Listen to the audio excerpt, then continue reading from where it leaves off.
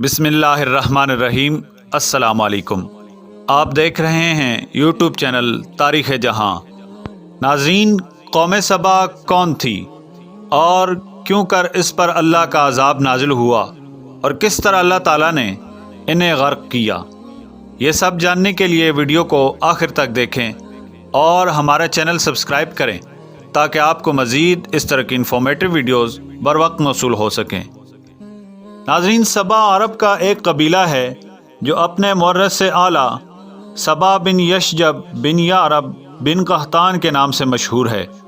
اس قوم کی بستی یمن میں شہر صنعاء سے 6 میل کی دوری پر واقع تھی۔ اس آبادی کی آب و ہوا اور زمین اتنی صاف اور اس قدر لطیف و پاکیزہ تھی کہ اس میں مچھر، نہ مکھی، نہ ہی پسو، نہ ہی کھٹمل، نہ سانپ، نہ بچھو۔ موسم نہایت معتدل، نہ گرمی نہ سردی تھی۔ یہاں کے باغات میں کثیر پھل آتے تھے کہ جب کوئی شخص سر پر ٹوکرا لے لیے گزرتا تو بغیر ہاتھ لگائے قسم قسم کے پھلوں سے اس کا ٹوکرا بھر جاتا تھا۔ الغرض یہ قوم بڑی فارغ البالی اور خوشحالی میں امن و سکون اور آرام و چین سے زندگی بسر کرتی تھی، مگر نعمتوں کی کثرت اور خوشحالی نے اس قوم کو سرکش بنا دیا، یہاں تک کہ اللہ تعالیٰ نے اس قوم کی ہدایت کے لیے یکے بعد دیگرے 13 نبیوں کو بھیجا جو اس قوم کو خدا کی نعمت یاد دلا دلا کر عذاب الہی سے ڈراتے رہے، مگر ان سرکشوں نے خدا کے مقدس نبیوں کو جھٹلا دیا،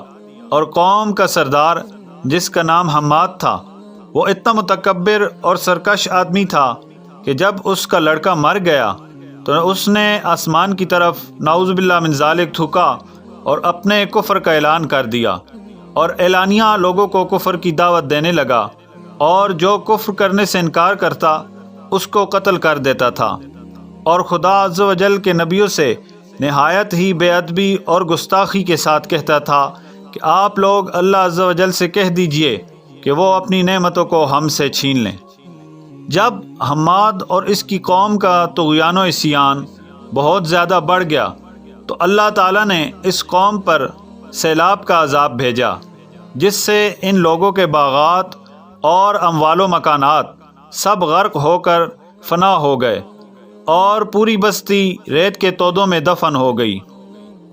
اور اس طرح یہ قوم تباہ و برباد ہو گئی۔ ان کی بربادی ملک عرب میں ضرب المثل بن گئی۔